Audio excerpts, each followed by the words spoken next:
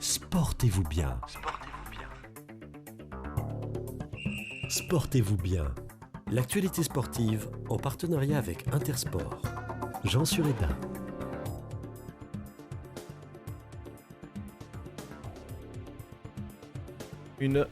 Bonsoir à tous, bienvenue dans Sportez-vous bien.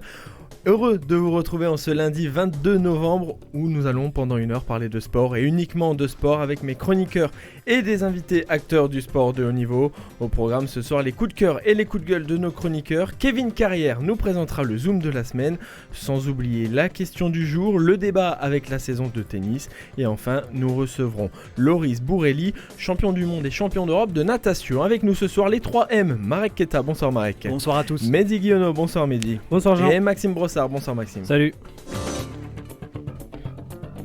Les 3M réunis, bonsoir messieurs. Bonsoir. Je voulais juste, et je viens de percuter, je sais pas pourquoi quand vous en avez parlé, mais le nom de famille de Kevin c'est Carrière, et comme c'est l'idole de ma jeunesse, Eric Carrière, voilà, ça m'a fait penser à ça. Donc merci Kevin d'être là, merci d'avoir fini en là et de me faire penser à ça. C'est un signe. On salue Coraline et Kevin à la réalisation. Kevin qui va nous présenter le Zoom de la semaine. C'est quand même l'homme orchestre Kevin. Il filme, il fait le Zoom, il fait tout quoi. Il parle de temps en temps. Donc voilà, je me tourne vers vous les chroniqueurs. Pareil, la semaine dernière on parlait des morts malheureusement on va pas reprendre, c'est bon, on a donné. Non, on va pas il a mal au ventre Marek. Mais on discutait là tout à l'heure en studio de tout et de n'importe quoi et j'ai appris. Et je vais vous donner la parole, Coraline. Mais oui, c'est pour vous là aujourd'hui. Allez, c'est cadeau. J'ai appris que vous étiez, comment dire, passage. Une rebelle. Voilà, c'est le terme. Une grande rebelle au collège, c'est ça ? Mais on a appris que vous aussi, vous étiez un grand rebelle en fait. On a lycée, appris que beaucoup de monde autour de cette équipe. Oui, c'est ça, parce qu'on sont des grands rebelles au final. En fait, on fait les sages, mais moi rebelle au lycée, vous rebelle au collège. Mais Maxime, aussi, vous a dit que Maxime qui écoutait un mot sur deux en cours. Mehdi qui venait juste pour faire acte de présence. Finalement, l'intello de la bande, je me tourne vers vous, Marek Keta. Bah écoutez, chemin exemplaire. Hein. Voilà. Il n'y a qu'à regarder la tenue. Regardez, on le voit sur la caméra. Ça vient en chemise. Il est classe. Il est toujours classe, Marek. Lui, il a un survêt Reebok. Maxime, il nous vient tout droit de Détroit. C'est ça, ouais. Detroit. Jean Sureda, il a un t-shirt avec des petites lettres. On sait même pas ce qu'il y a dessus. Il fait semblant, il sait même pas lire les lettres qu'il a dessus. Après, il y a 2 suites à capuche, 3 suites à capuche. C'est ça qui est bon. On fait ce qu'on peut. Et c'est vrai que vous étiez un peu pénible vous en cours, Mehdi ? Non, pas du tout. Je n'embêtais personne. Je restais dans mon coin, au fond, on discutait un peu avec les copains. Voilà. Mais ça perturbait pas trop, quoi. C'était mignon. Un peu comme vous, Maxime. Ouais, moi j'étais tranquille. Moi, pas de vague. Non, vraiment très discret. Mais ça travaillait pas trop. Pas en maths. Après, les autres matières, j'avais des facilités. Mais sinon, après, j'étais pas bon élève après, ça c'est sûr. Hein. Bon, en tout cas, vous êtes bien meilleur pour parler de sport. Est-ce que c'est à l'école, Jean Sureda, qu'on vous a montré les premiers épisodes de Joséphine Ange Gardien ? Ah, ce soir d'ailleurs, là, il est pas inédit. Mais... Non, il est pas inédit, c'est honteux d'ailleurs. C'est honteux, ça fait au moins. C'est le combo ultime. Le combo avec Camping Paradis. Je pense qu'on en avait déjà parlé de cet épisode-là. Mais oui, c'était inédit l'année dernière ou il y a 2 ans. Mais franchement, c'est un grand moment de cinéma français. C'est la 26e fois que Jean Sureda le verra. Jean Sureda a une signature, un autographe de Léo Messi ou Mimi Mati. Il prend Mimi Mati, c'est sûr. Mais c'est certain en plus. C'est absolument évident. Quel fou alors. Bon, je vois que vous êtes prêts, messieurs, on va pouvoir démarrer avec les coups de cœur et les coups de gueule. Sportez-vous bien, les coups de cœur et les coups de gueule. Chaque semaine, vous nous parlez d'un événement qui vous a marqué comme une joie, une déception, et ces coups de cœur, ces coups de gueule, vous pourrez les retrouver sur les réseaux sociaux tout au long de la semaine sur Facebook, Twitter et Instagram. Je me tourne vers vous, Mehdi Guillonneau. Il n'y a que des coups de cœur d'ailleurs aujourd'hui. Je me tourne vers vous, on va commencer par football, on va partir en Italie, parce qu'il y a un club qui est vraiment, c'est pas un grand nom absolument pas. Au contraire. Du football italien, mais par contre qui est là, qui marche bien, qui est même leader. Deuxième, parce que le Milan a gagné, mais on va parler de Sassuolo. Exactement, on va parler de Sassuolo. J'aurais pu parler d'autres clubs en Angleterre, les Everton, les Aston Villa, qui sont un peu des surprises de la Real Sociedad en Espagne, mais j'ai choisi de parler de Sassuolo parce que je pense que c'est le club le plus méconnu de par son histoire, parce que tout simplement c'est un club qui est monté pour la première fois en Serie A en 2013. C'est un petit peu un club corpo, je dirais un petit peu comme Castres au rugby chez nous, c'est-à-dire que Ça appartient à l'entreprise Mapei qu'on a notamment vu en vélo et de son propriétaire Squinzi. Donc voilà, Sassuolo est deuxième au classement. Ils ont gagné ce week-end 2-0 à l'Hellas Vérone. Ils sont invaincus en championnat en 8 matchs, 5 victoires, 3 nuls. Et surtout, ils développent l'un des jeux des plus agréables de Serie A. On se souvient de l'Atalanta l'année dernière. C'est un petit peu différent. Ça court peut-être un petit peu moins dans tous les sens, mais il y a beaucoup plus, c'est beaucoup plus technique. Voilà, tout simplement. Voilà, ils ont notamment gagné 2-0 cette année à Naples. Ils ont un entraîneur, mais qui est tout neuf, qui a 39 ans. C'est son premier vrai poste. C'est Roberto De Zerbi. Je pense qu'on en entendra parler dans le futur si tout se passe bien. Ils ont une équipe, il n'y a pas vraiment de stars, mais ils ont quand même 2 joueurs qui sont titulaires en équipe d'Italie, c'est Locatelli et Berardi, qui sont des jeunes joueurs et qui seront amenés à être des piliers de la sélection italienne. Pour vous situer un petit peu, le meilleur buteur de Sassuolo, c'est Caputo. Il n'a jamais rien fait, il a 33 ans, il a 5 buts marqués. Voilà, il y a aussi Jérémy Boga, qui est un bon joueur français, mais qui n'est pas non plus une star internationale.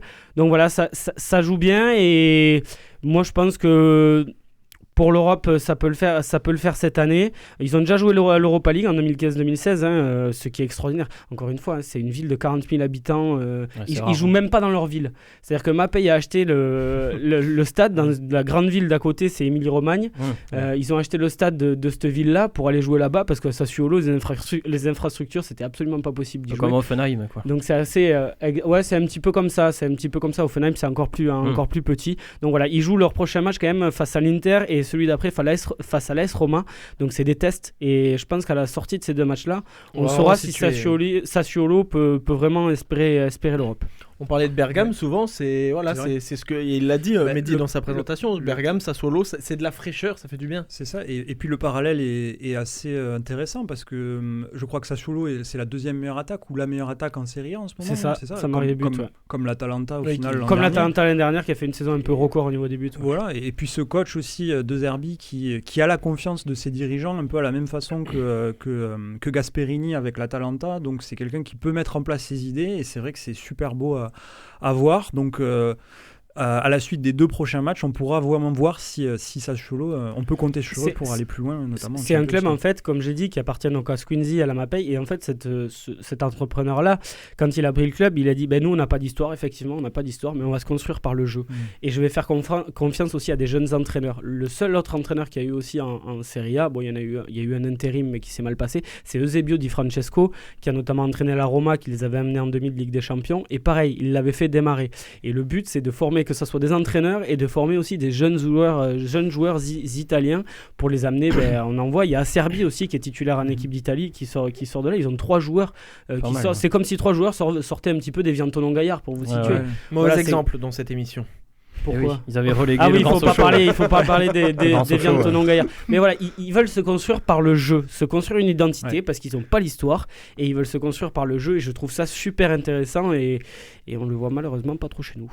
C'est ce que j'allais dire. On vous cachez plus, les gens commencent à vous connaître maintenant depuis que vous êtes dans Sportez-vous bien. C'est vrai, le football français, vous êtes beaucoup critique, positivement, négativement, beaucoup critique envers le foot français. Pour les gens qui ne s'intéressent pas au football italien, qui s'intéressent beaucoup au football français et qui nous écoutent dans Sportez-vous bien, Sassuolo, ça ressemble entre guillemets à qui? Je sens que vous allez me dire personne, mais à qui? Et ça serait situé à quelle place dans le championnat? Alors si, il y a un club que je pourrais mettre en avant, même si c'est un fonctionnement totalement différent et qui est arrivé en Ligue 1 par le jeu, c'est Lorient, avec Christian Gourcuff à l'époque.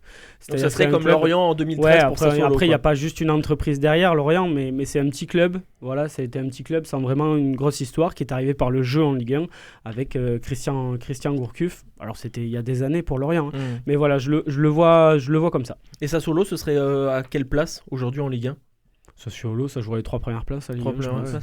Bon, à part Lille et Paris qui sont vraiment au-dessus en termes de jeu, je pense qu'aucune autre équipe de Ligue 1 joue aussi bien que Sassuolo.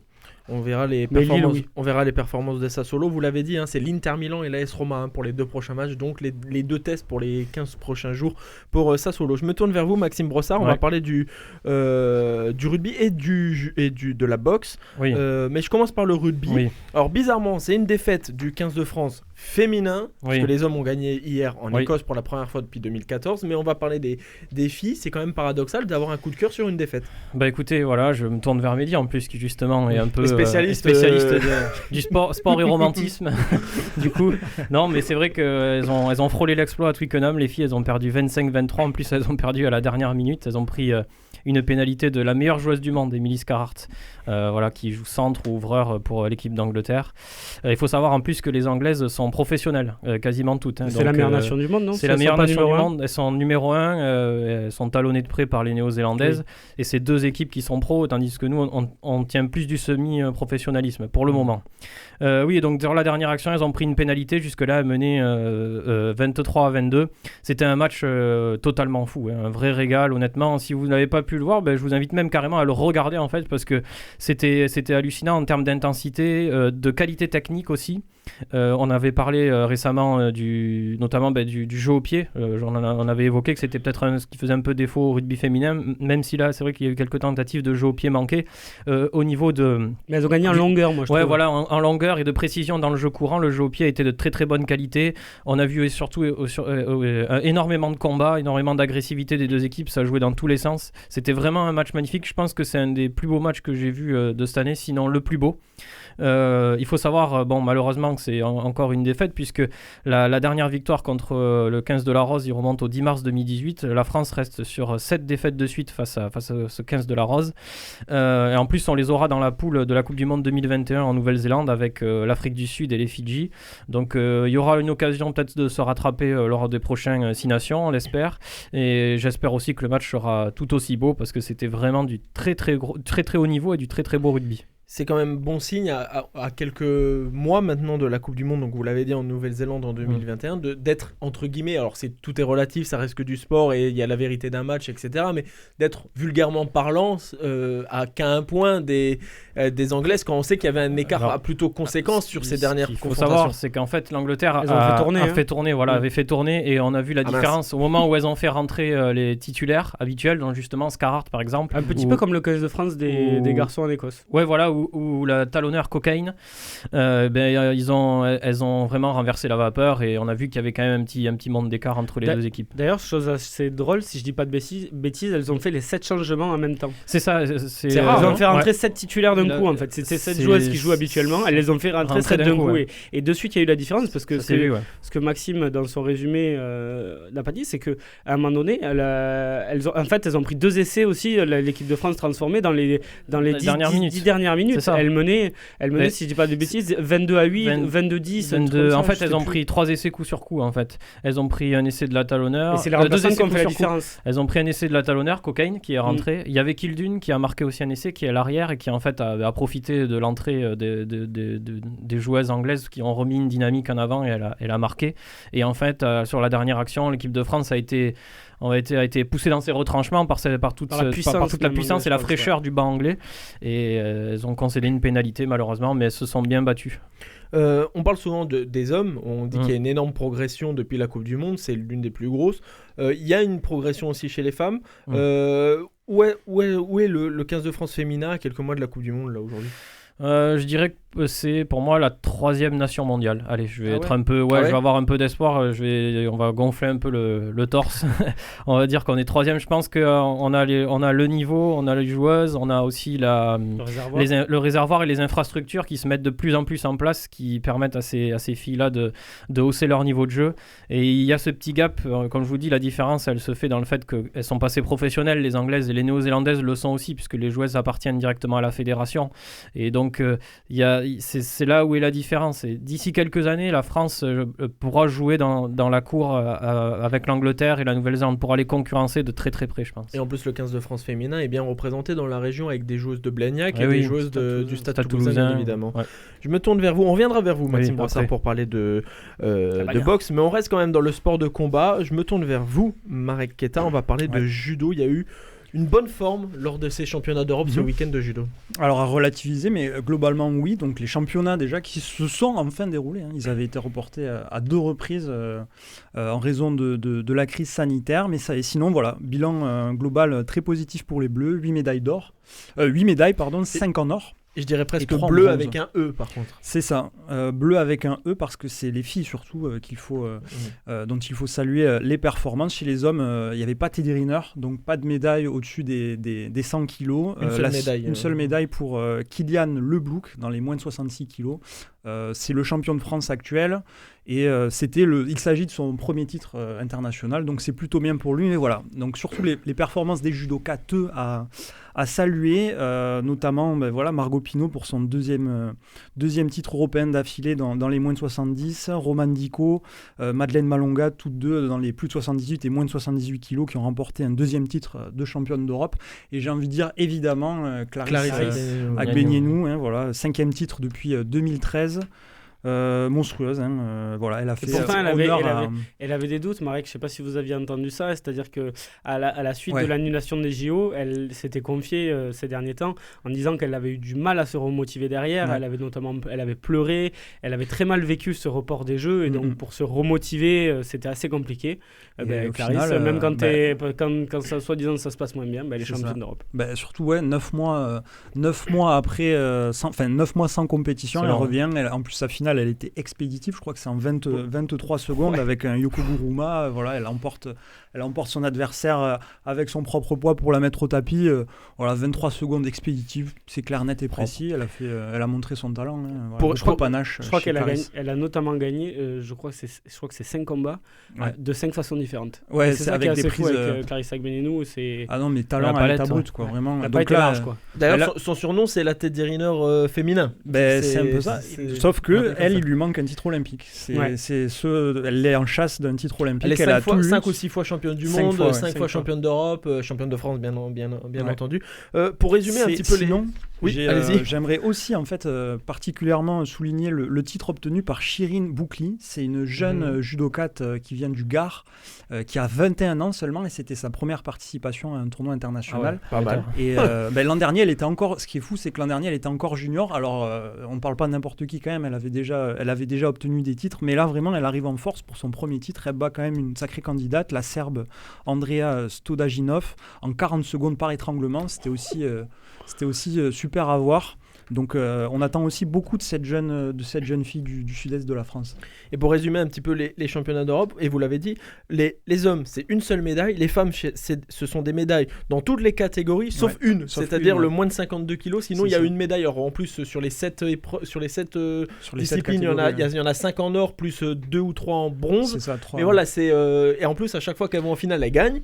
Mais voilà, il y a une seule catégorie où elles ne vont pas en grâce à elle, grosse info de ces championnats, c'est que la France redevient la première nation de judo en Europe. On repasse devant les Russes qui étaient premiers là pendant 3 ans. Nous, la dernière fois, c'était en 2016 après les JO. Voilà. Donc c'est super. Et cette bonne augure justement à quelques mois des JO de Tokyo 2021. Je me tourne vers vous parce que là on parle des JO, mais on va parler d'un champion olympique de Rio 2016. On va parler de Tony Yoka. Et oui, voilà, Tony Yoka, c'est reparti, il remonte sur le ring, ce sera vendredi. La conquête. Vendredi soir, la conquête continue, voilà, pour Tony Yoka, ce sera sur Canal+, le combat sera à peu près vers 22h15. Alors, vous vous rappelez, il n'y a pas si longtemps, ce sera à Nantes, oui, j'ai oublié de préciser. Il n'y a pas si longtemps, donc, il avait vaincu du haut pass par KO au premier round, il avait été assez expéditif, Tony Yoka. Il continue, là, c'est bien, il commence à avoir des noms un peu plus renflants, des boxeurs un peu plus imposants, voilà, il fait taire un peu les critiques. Là, il va donc attaquer son 9e combat en professionnel, il va affronter un germano-roumain, oui, voilà, non, ce n'est pas un routier, non, ne vous moquez pas. Il s'appelle Christian Hammer, c'est un solide poids lourd, 33 ans, 25 victoires, 6 défaites. C'est un sérieux client, parce qu'il a déjà boxé contre Povetkin ou Fury, par exemple. C'est un boxeur trapu, assez dur au mal, un peu comme l'était du haut pass, et donc ça va faire une belle opposition, un bel entraînement, si tant est qu'il gagne. Normalement, Yoka devrait gagner. Avant d'enchaîner pour le titre, il va combattre pour le titre de champion d'Europe des lourds contre un Croate qui porte un nom plutôt bien pour la boxe. Il s'appelle Petar Milas. Voilà, donc on espère qu'il va monter en puissance, Tony Yoka, comme il est en train de le faire, et qu'il va continuer sa conquête. Et un mot sur Mike Tyson.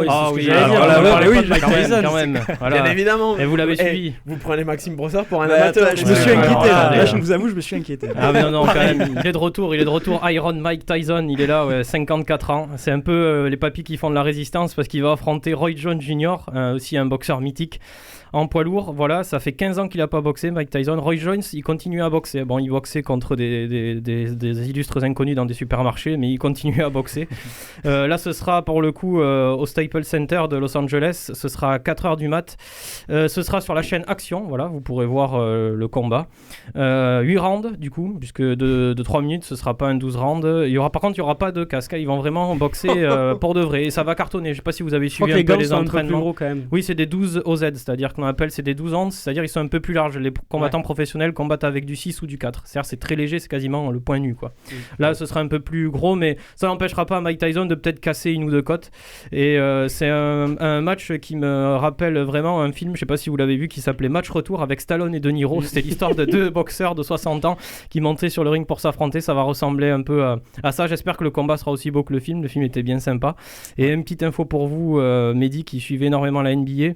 Il y aura Nate Robinson, Nate Robinson qui va boxer, 36 ans. Il va affronter un certain YouTuber qui s'appelle Jake Paul. Voilà, et donc. J'en suis raide. Nate Robinson, 1m75 et qui calait des dunks quand même. Qui calait des dunks, ouais. Et on va voir premier combat professionnel pour Nate Robinson, donc affaire à suivre aussi. Voilà. Comme ça, nous sommes complets sur la boxe. Merci beaucoup, Maxime. On peut passer au Zoom de la semaine. Le Zoom de la semaine est retour sur les paris de la semaine dernière. Le score du match, on avait parié sur Colomiers-Oyonnax. Le score, 16 partout. Écoutez ce qui s'était dit. Colomiers-Oyonnax, Kevin. 29-21. Coraline. 15-18. Maxime Brossa. 27-18. Mehdi. 19 partout. Marek. Et 25-21. Lucas. 16-15. Et moi, je vois un 17-12. Vous l'avez donc compris que c'est Mehdi. Regardez, il a le sourire. Ah bah, il y a de quoi là. Chapeau, une réaction Mehdi. Ah bah on l'avait dit, le coup de poker, et Maxime avait validé un petit peu ce choix-là la semaine dernière.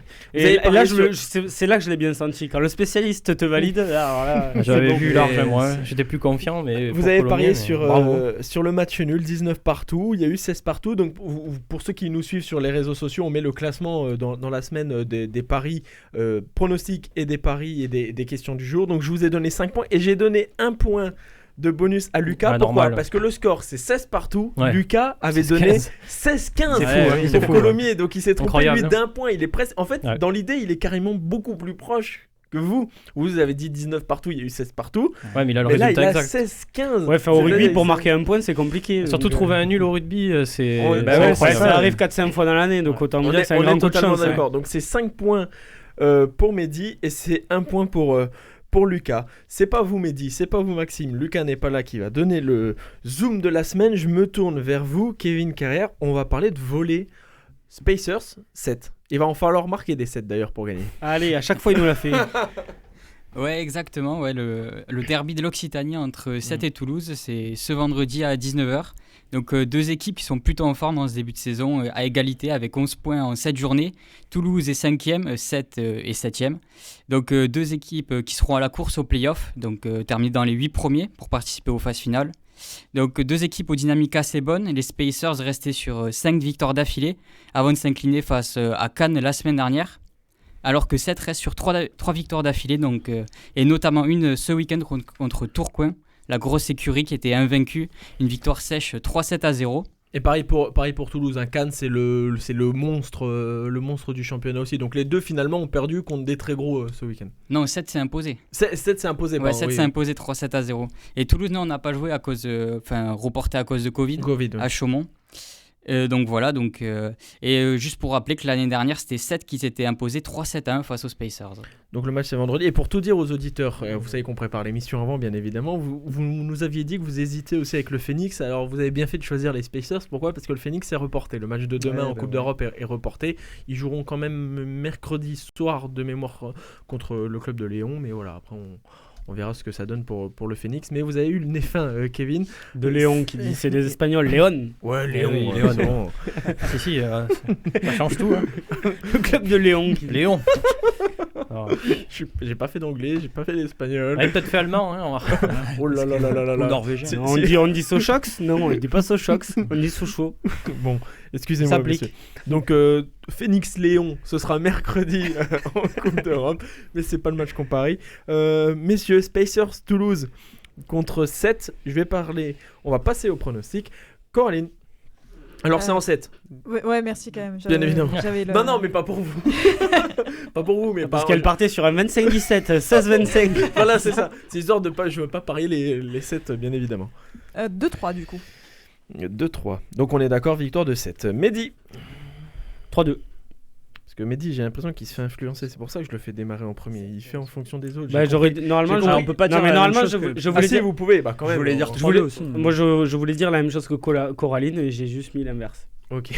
Kevin. 3-7-2 pour les Spacers. Ouais, je voulais dire pas. Marek, 3-2 aussi. Ouais. Ah bah, Maxime. 3-1 pour Toulouse. Allez. Ah bah je vais suivre Maxime. Ouais. Allez, je vais On va mettre 3-1 essayer. pour Toulouse. Donc tout le monde voit une victoire de Toulouse, Oui. sauf Coraline Oui. qui voit une victoire de 7. Donc on verra bien. Résultat vendredi. Le match c'est vendredi soir et on verra ça lundi prochain. Merci messieurs, on va passer, là on va se marrer, à la question du jour. Sportez-vous bien? La question du jour. La question du jour, elle est très simple. J'oublie à chaque fois qu'il y a ça, moi en ce moment, je sais pas. Mais pourquoi? Parce que Je vous sais gagnez pas. pas beaucoup en ce moment, j'ai C'est l'impression. peut-être hein. pour ça. Parce que durant le confinement, voilà, quand on faisait les émissions en vidéoconférence, il y avait beaucoup de victoires de Mehdi, voilà. Mais là, c'est vrai que cette année, Pas en canne. pas en forme. Hein. Ouais, non, vous êtes trop tordu. Vous êtes trop tordu pour moi. Là, je vais pas l'être du tout. Bon. C'est très très simple. Pourquoi parle-t-on en ce moment de l'AS La Jeunesse d'Esch? Quoi Quoi Pouvez-vous répéter 1, 2, 3. Ah, j'ai rien S'il vous compris. plaît. La jeunesse. Pourquoi parle-t-on en ce moment de l'AS La Jeunesse d'Esch? D'Esch, c'est D'-E-S-C-H. Ah, de la ville de Esch. Dèche. L'AS Ah, Jeunesse. c'est pas un club de foot. C'est en France ça C'est en France. C'est pas en France. C'est un club de foot. Non, c'est Etche en fait. Etch. Mais non, mais ça doit être C'est en Etche. Allemagne. C'est en Espagne, non? Non. Portugal? C'est en Europe. Oui. Au Ça Luxembourg. doit être. Ah. Au Luxembourg. C'est vrai C'est un club luxembourgeois. Pas mal. Mais alors pourquoi on en parle de ce club luxembourgeois? Parce que en c'est ce le moment premier club qualifié pour. Il a tiré une tête. C'est le premier club qualifié pour. Pour la prochaine Ligue des Champions. Pas du tout. Pour la prochaine Ligue Europa. Non. C'est Ça- par rapport à c'est un un titre. peu- Alors non ce fut le premier club luxembourgeois à Qui a avoir joué la Coupe participé d'Europe, à on parle la de tout Ligue. aujourd'hui.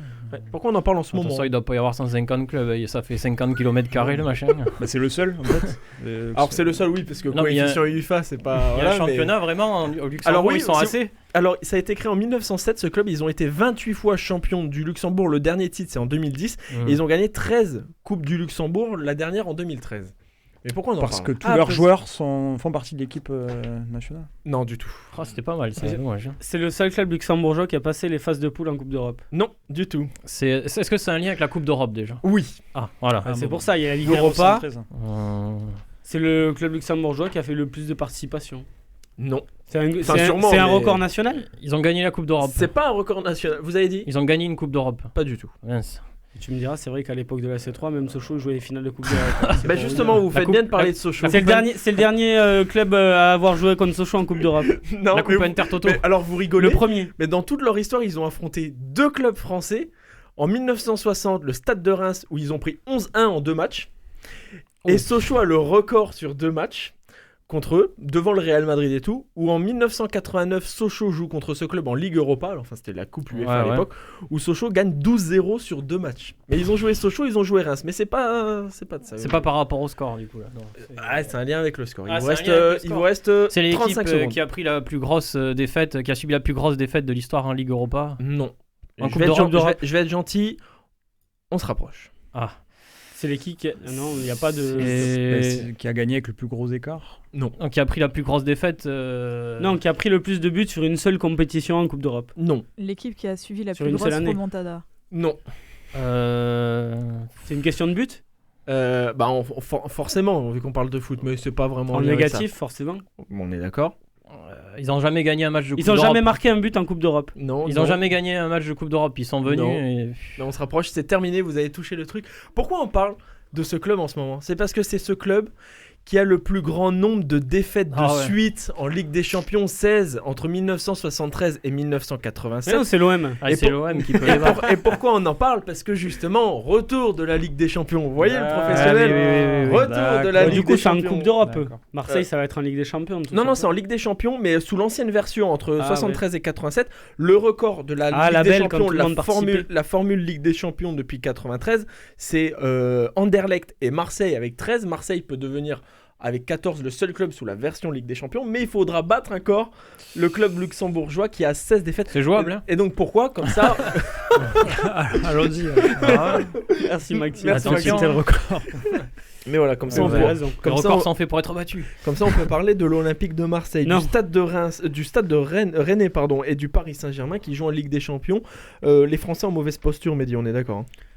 Bah oui, c'est une catastrophe. Ah, je sais pas quoi dire, c'est une catastrophe. Même le PSG qui est d'habitude un petit peu l'arbre qui cache la forêt, même si Lyon ça s'est plutôt passé correctement l'an dernier. Et même le PSG, s'il n'y a pas un résultat positif face à Leipzig, s'il y a un Ça match sent nul pas ou bon, une hein. défaite, Ouais. je pense que le PSG aura pour objectif d'aller gagner la Ligue. Et on risque L'Europa pas League, de quoi. perdre une des places qualificatives. On est loin par rapport au Portugal. Ah, On ouais. est loin alors, devant. il y a peut-être un club par contre sur qui moi je compte et qui pourrait nous sauver, c'est Lille. Ah oui. Lille a une grande chance de faire un beau parcours en Ligue Europa parce que c'est une vraie équipe Enfin, européenne. Moi, je compte quand même sur Ils ont Paris, le quoi banc qu'il aussi. arrive. Ah oui, oui. Soit Paris pour aller loin en Ligue des Champions, Pour en Ligue Europa, ou soit mais- Paris pour tout Mais simplement non, mais gagner pas- la Ligue oui, Europa. ouais, mais c'est pas possible quand on est. Ouais. Mais alors, moi, je trouve que C'est vrai c'est que c'est dommage que Paris la joue jamais la Ligue. Mais je Europa, trouve que quoi. c'est une Enfin, bonne- quand il- Je trouve que c'est on une peut bonne pas se chose qualifier, là, de jouer la Ligue d'Europa pour le Mm. PSG. Sur le plan financier, sans commentaire, ça sert strictement à rien. Oui, oui. Mais par contre, pourquoi? Parce que c'est une victoire en Coupe d'Europe. Ouais, c'est On ça. me vend ce qu'on veut, ça reste une victoire en Coupe d'Europe. C'est une place pour la finale de la Super Coupe d'Europe. Ouais, carrément. Et c'est une place pour la Coupe du Monde des clubs, le nouveau format qui va arriver par la FIFA. C'est-à-dire que maintenant, c'est seulement les vainqueurs de la Ligue des Champions de tous les continents, sauf qu'ils vont C'est bien changer ça. C'est une porte d'entrée à toutes les compétitions gigot-haricot. Mais voilà, non, mais c'est ça. Non, mais oui, c'est mais- ça.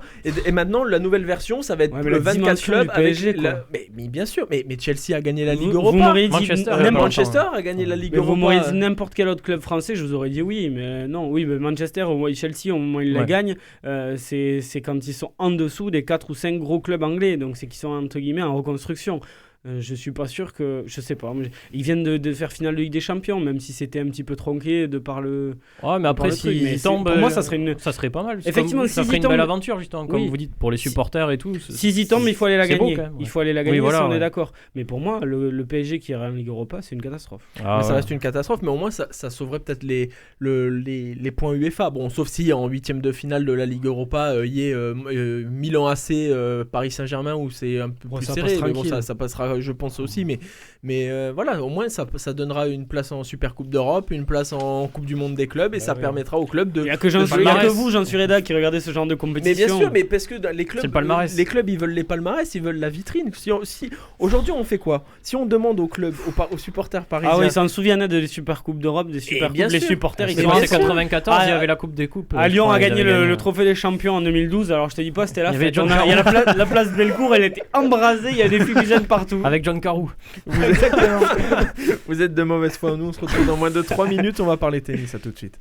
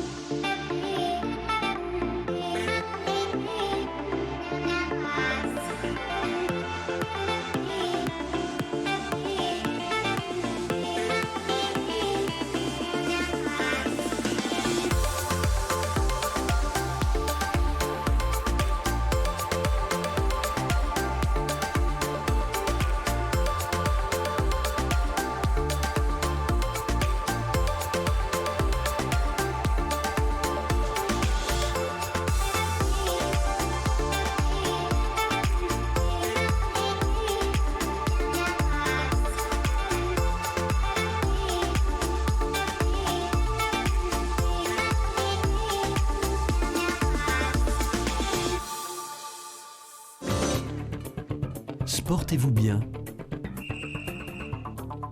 Le débat. Hier, le Master de Londres marquait la fin de saison de tennis, une saison forcément marquée par le Covid-19, mais qui a pu jouer les principaux tournois dans des conditions particulières évidemment. L'occasion pour nous ce soir d'effectuer un bilan de la saison et de se projeter sur la saison prochaine en 2021. Je rigole déjà parce que il y a Maxime autour de la table et maintenant vous commencez à nous connaître. C'est lui qui va parler pendant 5-6 minutes là. Est-ce, Maxime Rosselin, Le jeu des pommes. est-ce finalement une bonne saison pour le tennis, messieurs? Maxime, Excellente. Mehdi, Oui. Marek, Bah oui. on est d'accord, on a limité la casse dans le tennis, même dans le sport général, mais le tennis plus que les autres ou pas, Mehdi? Alors je revois ce que j'ai dit, je dirais oui et non. Alors oui, parce qu'ils pourquoi ont réussi la plupart des tournois à les jouer, les grands chelems, 3 grands chelems sur 4. Malheureusement Wimbledon pour moi le plus beau, encore plus beau que Roland Garros, je sais pas pourquoi, je préfère Wimbledon à Roland Garros, c'est comme ça, je suis pas très patriote, désolé. Mais voilà, n'a pas pu se jouer. Et alors il y a autre chose auquel je pense et qui pour moi a entaché un petit peu l'image du tennis, c'est ce qu'a fait Novak Djokovic avec l'Adria Tour et ce qui a eu notamment les contaminations au Covid. Ils ont un petit peu on va dire un petit peu, je sais pas comment dire ça, mais déconner, je sais pas comment on peut Oui, dire. clairement, ils ont fait un cluster. Voilà, ils ont fait un petit vulgairement cluster chié dans la colle, en ne respectant pas toutes les règles européennes. Donc voilà, et je pense que ça entache un petit peu l'image du tennis, mais sinon sur le reste, effectivement, une saison où les gros sont encore là, les gros gagnent encore des grands chelems, un pour Djoko, un pour Nadal, et une nouvelle tête gagne enfin un grand chelem, Dominic Thiem qui a gagné l'US Open. Et d'ailleurs, j'ai vu ça, c'est marrant, j'ai vu un article là-dessus. C'est le premier joueur né dans les années 1990 à gagner un grand chelem. Ah oui. C'est incroyable. Alors que quand on est né en 1990, maintenant on a une trentaine d'années. 30 ans. Mais les mecs sont tellement forts, les les trentenaires sont tellement forts que jamais un mec en dessous de 30 ans, c'est impressionnant. Marek, vous êtes d'accord avec ça? C'est une bonne saison de tennis. Ouais, c'est une bonne saison de tennis. Et ce qui est bien aussi, c'est que même les joueurs comme Federer, un type qui n'a pas joué parce Il a rien perdu finalement. Voilà, et il va arriver en Australie, il sera classé 5e cinquième mondial, au lieu de 27 ou je sais plus combien, et ça va lui permettre d'attaquer là où il devrait être en fait. Par contre, il prendra Djokovic, Nadal, Thiem ou Medvedev en quart de finale, sauf s'il y en a un qui est forfait ou il passera. Ça, on peut en parler, mais le gel aussi des points ATP, je sais pas si c'était une bonne chose. C'est un peu comme on rappelle qu'il ne perd pas de points. Pourquoi? Parce qu'il y a le gel sur certains tournois ATP. En plus, il est blessé, etc. Donc il a pu profiter pour soigner son genou. À certains joueurs, notamment, on en parlera, peut-être on viendra après au français, mais Hugo Humbert, si on avait respecté ce qui se faisait les années précédentes, en ce moment il est 30e mondial, et si on avait respecté ce qui est fait habituellement, il serait 15e mondial, Hugo Humbert. Et ça change beaucoup de choses sur les têtes de série de tournois. Bon, il est quand même tête de série, quand on est dans les 30, on est quand même tête de série pour les tournois du Grand Chelem, j'entends, mais c'est vrai que ça aurait pu être mieux quand on est 15e. Quand on est dans les 16, c'est un palier. Oui. Le sport, le tennis, pardon, ça se joue sous le silence. Ça, c'est une question un peu bizarre. Vous savez, j'ai toujours des questions bizarres. Elle est là, elle arrive. Ça se joue sous le silence, le tennis. Est-ce que c'est pas le mieux adapté au huis clos? Est-ce que c'est pas celui qui a... Mehdi, c'est quoi ce ou-là?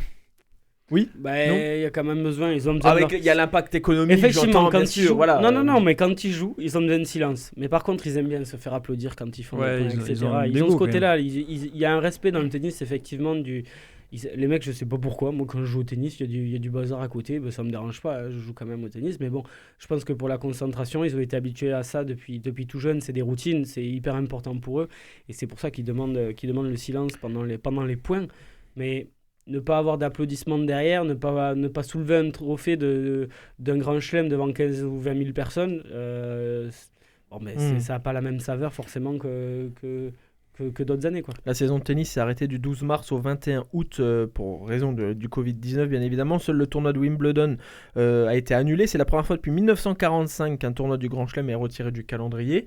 Comment vous avez jugé le niveau global des joueurs, au niveau physique, au niveau tennistique? Comment ça s'est passé, Marek, pour vous?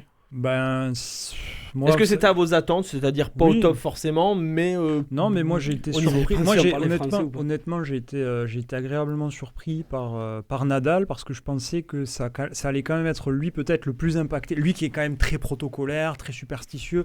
Peut-être que voilà, cette absence de public, les conditions météorologiques à Roland Garros allait lui faire aller jouer en sa défaveur. Et en fait, non, c'est quelqu'un qui a quand même réussi à s'adapter, peut-être même à se réinventer. Et on l'a vu, hein, il a remporté donc le 13e. 13e Roland-Garros de sa carrière. Et 20e Grand Chelem. Voilà. Il a Alors, battu Novak Djokovic. Il a battu Novak Djokovic. Novak Djokovic qui, lui, en revanche, peut-être a montré quelques points a commencé très fort en début d'année, mais là, c'est un peu entaché. L'après-Covid ne lui a pas réussi. Non, en ce qui concerne aussi son image, hein, on se rappelle de ce Et jet de pourtant, raquette, il finit ce numéro jet un de mondial, balle, hein. pardon. Et il termine numéro 1 mondial en prenant 2000 points de plus qu'en 2019 par rapport à Rafael Nadal, hein, j'entends. Donc voilà. Mais Medvedev finit bien, il gagne le Paris-Bercy, le Rolex Paris-Bercy du fin d'année au mois de novembre, et il gagne Londres. Il finit en boulet de canon. Mais est-ce que le grand vainqueur dans la tête des gens, dans les esprits, c'est Thiem qui, vous l'avez dit, confirme enfin, parce qu'on avait des grandes attentes comme Tsitsipas, ou d'ailleurs Tsitsipas gagne un seul tournoi cette année, ce qui est très très peu, c'est Marseille. Thiem en gagne un seul, mais c'est l'US Open, c'est lui le grand vainqueur dans l'image des gens au niveau tennistique, de dire les gars, on parle beaucoup de moi, mais je suis là et je viens de confirmer. C'est lui qui a gagné un grand chelem, donc en termes d'image, effectivement, les gens vont se souvenir de lui. Après, on va dire de la nouvelle génération, de ceux qui poussent derrière les deux gros, là, Djokovic et Nadal, les deux gros qui restent, donc Medvedev, Tsitsipas, Zverev, Rublev. Rublev, c'est le joueur qui a gagné le plus de tournois cette année. Exactement, 5. Aussi un jeune russe. Et Thiem, ce sont tous les joueurs qui sont juste derrière au classement mondial, derrière Djoko et Nadal. Et Thiem est le plus âgé de ceux-là. C'est déjà un mec, si je dis pas de bêtises, il doit avoir déjà 26 ans. 26, 27 même, je sais plus quel âge il a. Thiem, mais il est plus âgé que les autres qui ont plutôt entre 20 et 23 ans. Et donc, c'est attendu que ça soit lui qui prenne un petit peu le relais, qui bouscule les deux gros, même s'il a profité... On peut dire profiter de la disqualification, on se souvient de Novak Djokovic sur l'arbitre, son jet de balle sur une juge arbitre, mais bon, il en a profité, il a gagné, et c'est presque logique. Je pense que Dominic Thiem, effectivement, gagnera d'autres grands chelems. Ouais. Et pour conclure, un mot sur les Français, forcément, il y a quand même Gaël Monfils. Alors vous allez me dire, c'est pas des grands tournois, on le concède bien sûr. Mais Gaël Monfils, il gagne Montpellier, Rotterdam. Hugo Humbert qui gagne Auckland et Anvers. Non, mais je vais même vous dire mieux, Jean. J'ai regardé le classement de la race. Le classement de la race, c'est le classement sur l'année. Donc c'est-à-dire le meilleur joueur sur l'année. Gaël Monfils, il est 3e. Est-ce que vous vous souvenez d'un coup d'éclat de Gaël Monfils cette année ? Non. Même c'est impressionnant. Même sans manquer de respect.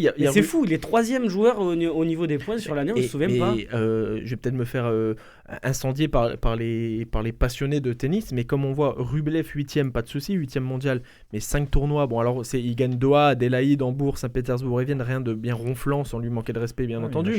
Mais pareil, mon fils, Rublev, ce sont des joueurs qu'on n'entend pas, mais par contre, ça gagne, ça fait remplir l'armoire à trophées. 2 trophées de plus pour Gaël Monfils cette année.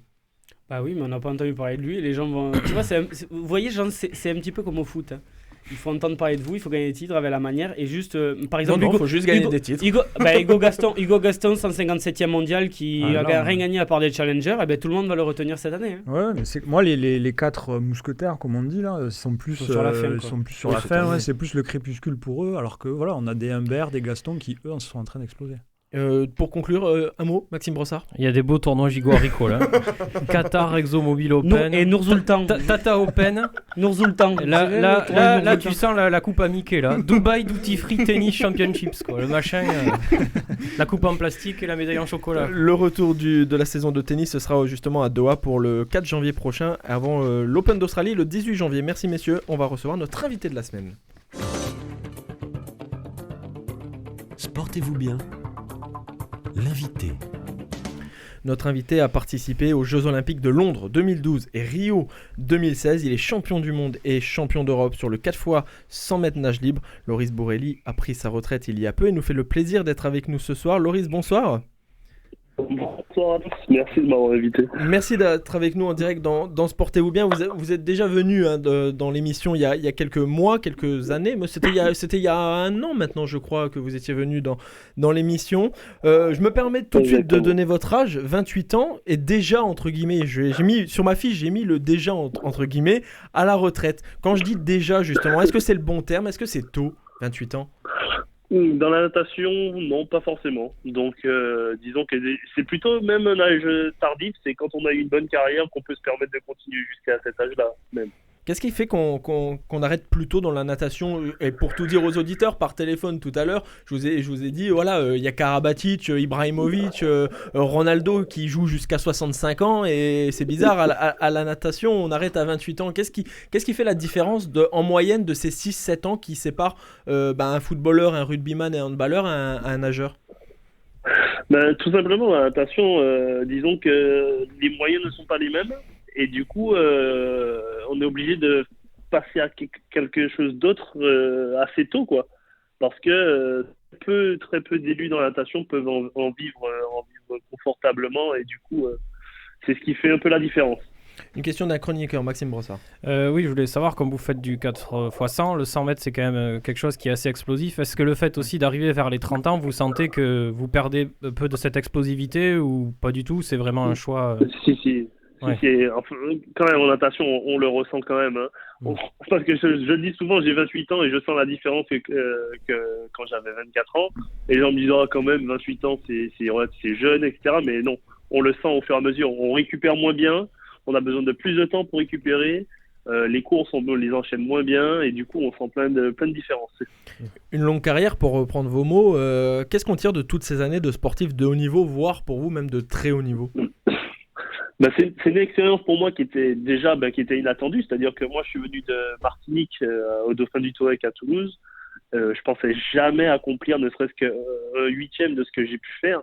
Et après, ce que j'en retiens, c'est des années incroyables. Qu'on vit des choses hors du commun. Hein. Maintenant que je suis plus dedans, je me rends compte vraiment qu'on vit des choses pas normales.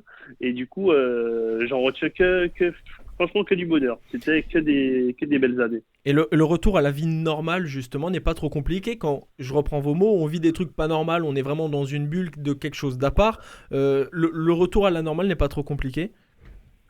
Oui, non. C'est-à-dire que ça dépend. Après, je parle pour moi. Hein, après, ça dépend des sportifs. Mais disons que mon après-carrière, je l'ai préparé un peu. Donc, en faisant mes études, etc. Et le monde du sport, je le quitte pas directement parce que je continue quand même à travailler dans le monde du sport. Là, je suis dans mon nouveau club au Cercle des nageurs d'Antibes et je m'occupe maintenant, j'ai la fonction de manager du groupe élite et en même temps, je m'occupe de l'aspect communication et marketing du club. Donc, ça dépend. Pour certains, ça peut être compliqué, mais pour moi, ça l'est un peu moins, disons. Maxime Brossard. Je voulais savoir aussi si, au-delà de la natation, que vous allez arrêter là, est-ce que vous allez envisager de continuer le sport, de continuer un autre sport? Parce que souvent, quand on arrête, quand on a été surtout sportif de haut niveau, il y a une certaine, on va dire, il y a une perte de masse musculaire. Quand on se regarde et tout, je pense que ça doit faire quelque chose aussi dans le miroir de se voir. Et est-ce que vous allez continuer justement à vous entretenir ou pas du tout? Vous êtes rincé, vous en avez marre du sport? Est-ce que, comme Florent Manodou, vous voulez faire du handball un petit peu? Non, vraiment pas. J'ai pas pour ambition de me reconvertir dans un autre sport professionnellement, mais c'est sûr que le sport, c'est simple, hein, je continue tous les jours à faire du sport, donc je peux pas m'arrêter parce que j'ai envie de garder cette forme physique un minimum. Oui. Qu'est-ce qui vous manque au quotidien là aujourd'hui sur l'après-carrière? C'est bizarre à dire, mais disons que tout ce dont on se plaint toute l'année quand on est sportif professionnel, toutes ces choses me manquent en fait. L'entraînement, le fait le matin de se retrouver avec son groupe d'entraînement et puis d'aller à l'entraînement ensemble, de faire des séries, etc.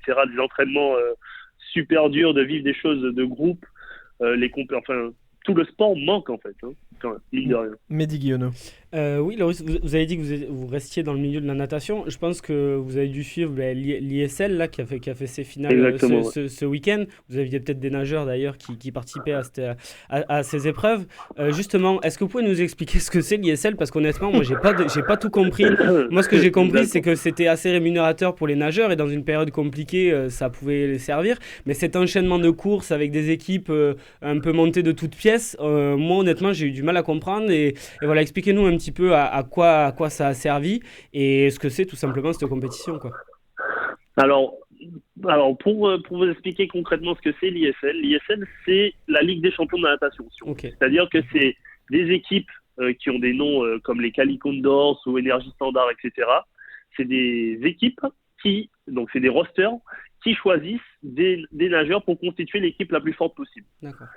Et ensuite, une fois que les équipes sont constituées, donc il y en avait 8, je crois, donc il y a les tournois, ils s'affrontent et pour arriver à une finale à la fin, et les 4 ou 5 meilleures équipes s'affrontent lors de la finale. Alors, c'est un nouveau format, donc ils ont voulu changer le format classique, si je peux dire, pour avoir un format plus attrayant pour la télé et les spectateurs. Donc voilà, on peut dire que c'est une réussite pour l'instant.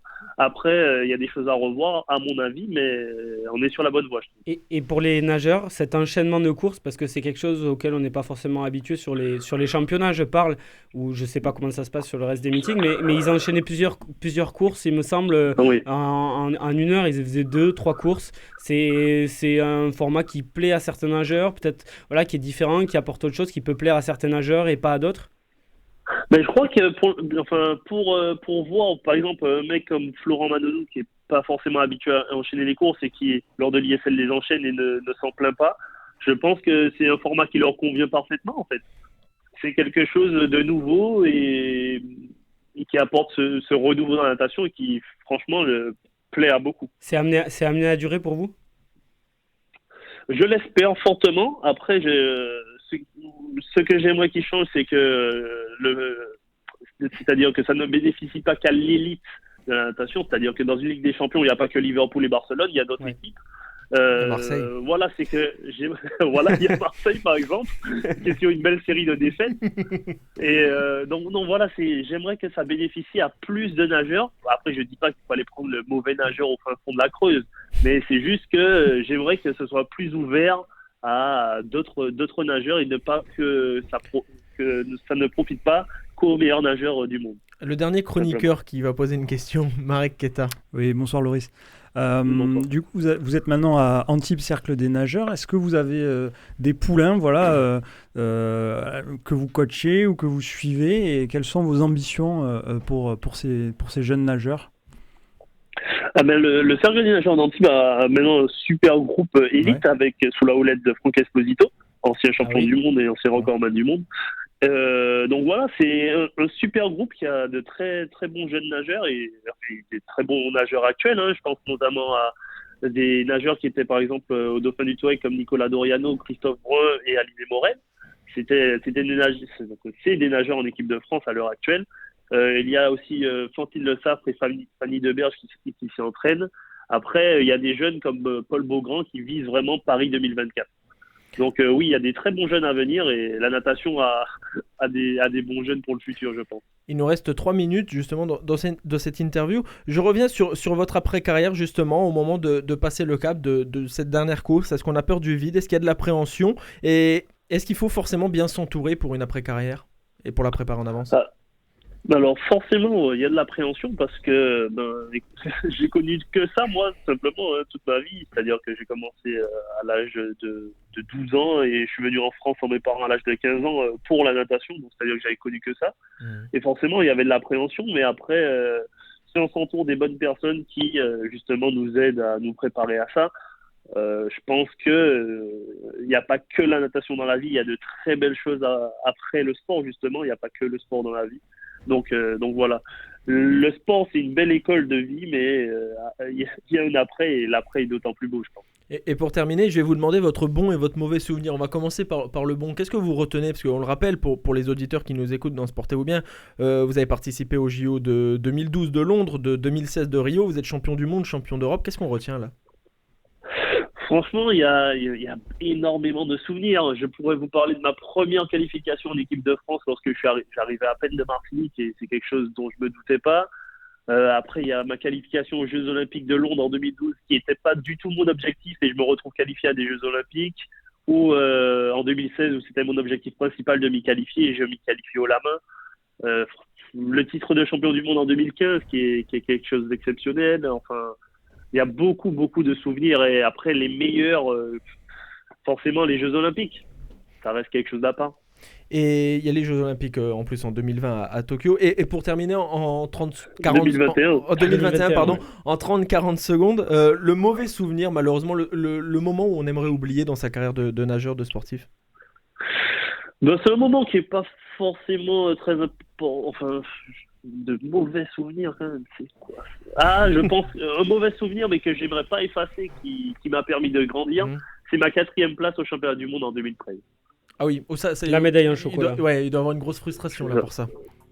C'est ça, exactement. On se fait battre de quelques centièmes par un Chinois, Sun Yang, qui est révélé dopé 3 mois plus tard. Ah oui. Donc pour moi, c'est quelque chose qui n'a pas forcément été digéré, mais qui m'a permis de grandir. Et en 2015, après, je reviens avec le titre de champion du monde, donc c'est une belle revanche. Merci beaucoup, Loris, d'avoir été avec nous. Merci à vous. Merci et bon courage pour la suite de votre nouvelle vie, j'ai envie de dire, à Antibes. Et nous, on se retrouve déjà la semaine prochaine. On verra ce que fera Marseille, ce que fera Rennes, ce que fera Paris en Ligue des Champions. Je vous vois sourire, Mehdi. Mais on verra, il y aura Lille et... Ouais, vous oubliez la deuxième équipe en Coupe d'Europe, c'est Nice. Ouais, c'est Nice, voilà, forcément. Et on verra bien évidemment les résultats de tous les autres clubs de la région. Bon week-end, bonne semaine et à lundi.